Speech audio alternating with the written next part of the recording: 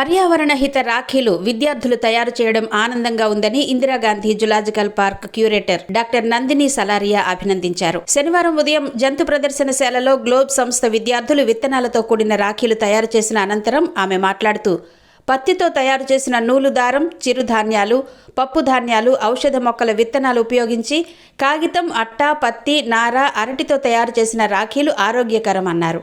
Echo friendly రాఖీలు ఆరోగ్యకరం, ఆనందదాయకమన్నారు. పర్యావరణానికి మేలు జరిగే విధంగా ప్రతి ఒక్కరూ జీవించాలని కోరారు. ఈ నెల 18వ తేదీ ఆదివారం ఉదయం విశాఖ జూలో వృక్షాబంధన్ మహోత్సవం నిర్వహిస్తున్నామన్నారు. వృక్షాబంధన్ కార్యక్రమానికి మహిళలు రావాలని కోరారు. కార్యక్రమం నిర్వహణకు సహకరించిన green climate team, NGO, Sipah ట్రస్ట్లను ఆమె అభినందించారు. ఈ కార్యక్రమంలో గ్రీన్ క్లైమేట్ టీమ్ ఎన్జీఓ వ్యవస్థాపక కార్యదర్శి జేవి రత్నం విద్యార్థులతో మాట్లాడుతూ ప్రతి ఒక్కరూ పర్యావరణ హితంగా జీవించాలని కోరారు. భవిష్యత్తు తరాలు ఆరోగ్యంగా జీవించడానికి పర్యావరణ హిత జీవన విధానం అలవర్చుకోవాలి అన్నారు. విత్తన రాఖీలు మొలకెత్తుతాయి, కాయలు కాస్తాయన్నారు. Sipah trust CEO doctor Sasiprabha మాట్లాడుతూ, children movement for climate justice సంస్థ ఆధ్వర్యంలో 5 రాష్ట్రాల్లో విత్తన రాఖీలు తయారు చేయించామని, వృక్షాబంధన్ కార్యక్రమాలు నిర్వహిస్తున్నామని వివరించారు. ఈ కార్యక్రమంలో విశాఖ జూ విజిటర్స్ అందరూ పాల్గొనవచ్చన్నారు. ఈ 2 కార్యక్రమాలు విజయవంతం చేయాలని ఆమె కోరారు. ఈ కార్యక్రమంలో అసిస్టెంట్ క్యూరేటర్లు Gopal Naidu, G Bharati, zoo educational officer Divya, biologist M Purushottam, green climate team NGO వ్యవస్థాపక కార్యదర్శి జేవి రత్నం, వాలంటీర్లు జె రవితేజ, కృష్ణకుమారి తదితరులు పాల్గొన్నారు.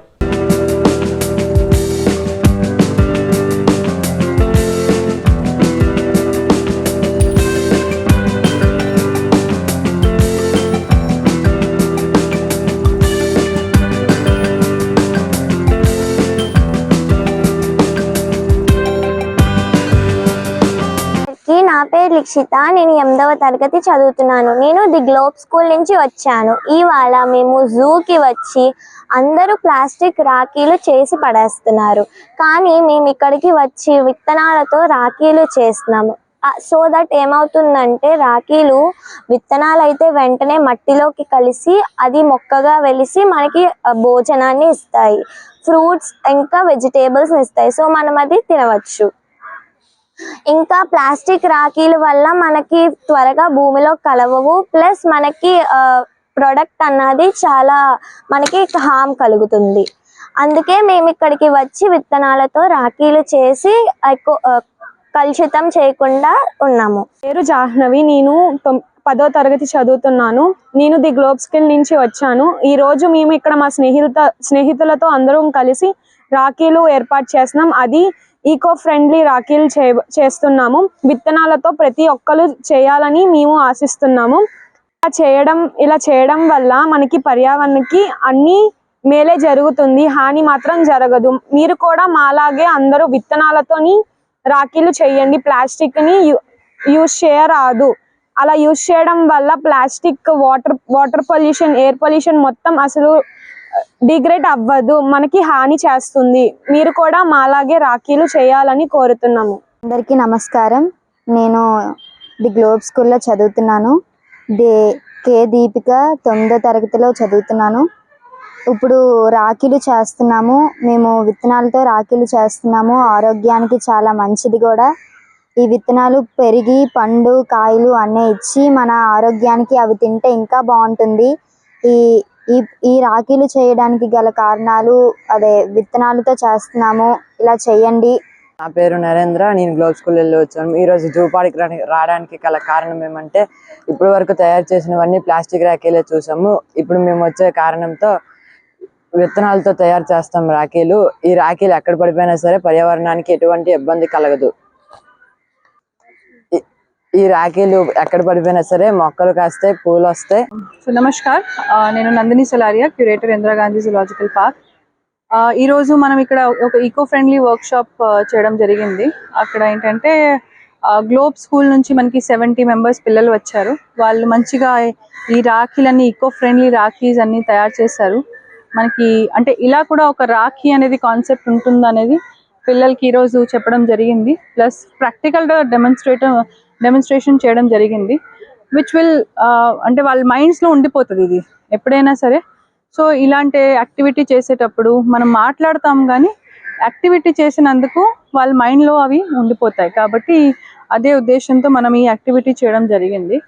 సో ఖచ్చితంగా ఒక ఈకో ఫ్రెండ్లీ లైఫ్ స్టైల్ అనేది వాడుకోవాలనేది వాళ్ళకి ఇంకా ఒక ఐడియా, ఇలా చేయొచ్చు అనేది వాళ్ళకి గుర్తు వస్తుంది ఎప్పుడైనా సరే. సో ఈరోజు మనకి C4 trust organisation plus green climate foundation organisation వాళ్ళు మనతో కొలాబరేట్ అయ్యి, మన జూతో కొలాబరేట్ అయ్యి ఈ యాక్టివిటీని ఆర్గనైజ్ చేయడం జరిగింది. So we are really thankful to them. So tomorrow also రేపుకి మనం వృక్ష బంధన్ అనేది ఒక ప్రోగ్రామ్ ఆర్గనైజ్ చేయడం జరుగుతుంది. దాంట్లో ఏంటంటే ఇప్పుడు ఈ ఒక చెట్టు ఉంది. ఈ ఒక చెట్టు అంటే మనకి ఎన్ని సంవత్సరాల ఏజ్ కూడా మనకి తెలియదు. 100, 200 ఏంటి పైనే ఉంటుంది ఖచ్చితంగా. సో అండ్ ఇలాంటి చెట్టుకి మేమే చూస్తూ ఉన్నాము. Maybe it is home to more than 200-300 nest అనమాట. సో ఎన్ని పిల్లలు పుట్టాయి దీని మీద, చాలా రకాలుగా బర్డ్స్కి, ఎంతమందికి ఇది షేడ్ ఇస్తుంది, ఫ్రూట్స్ ఇస్తుంది. సో ప్రతి ఒక్క వృక్షకి, ఒక చెట్టుకి ఒక ముఖ్యమైనత ఉంటుంది. దీన్ని సెలబ్రేట్ చేసుకోవడం కోసం మనం దీన్ని కూడా ఒక రక్షాబంధన్ లాగే వృక్షాబంధన కాన్సెప్ట్తో తీసుకువస్తున్నాము. సో రేపు కూడా ఈ ప్రోగ్రామ్ మనకి ఇక్కడ చేయడం జరుగుతుంది. దాంట్లో కూడా చాలామంది మనకి పార్టిసిపేట్ అవుతారు. విజిటర్స్ కూడా దానికి పార్టిసిపేట్ అవ్వచ్చు. అలాగే స్టూడెంట్స్ని ప్రత్యేకంగా మనం ఎంకరేజ్ చేస్తున్నాము. సో దట్ వాళ్ళ ఈ చిన్న ఏజ్లో వాళ్ళ మైండ్లో ఇలాంటి కాన్సెప్ట్స్ ఉండిపోతే ఇవి చాలా లాంగ్ రన్లో వాళ్ళకి పనిచేస్తాయి. సో మనం ఏంటంటే ఒక గ్రీన్ వారియర్స్గా వాళ్ళకి తయారు చేయాలి ఈ ఫ్యూచర్ సేవ్ చేయడానికి. సో ఇదే కాన్సెప్ట్తో ఇలాంటి చెట్టు కానీ, ఇంకా చిన్న చిన్న చెట్టు కానీ, పెద్ద చెట్టు కానీ, మన చుట్టూ ప్రాంతాల్లో ఉన్న చెట్టు కానీ మీరు ఎక్కడైనా ఎవరైనా ఉన్నారంటే వాళ్ళు కూడా వాళ్ళ ఇంట్లో చేసుకోవచ్చు. మనమైతే ఇక్కడ జూలో చేసినాం. We are most welcome. సో ఇక్కడ కూడా మనకి green climate foundation plus C4 trust foundation వాళ్ళు కూడా పార్టిసిపేట్ అవుతారు. So thank you very much.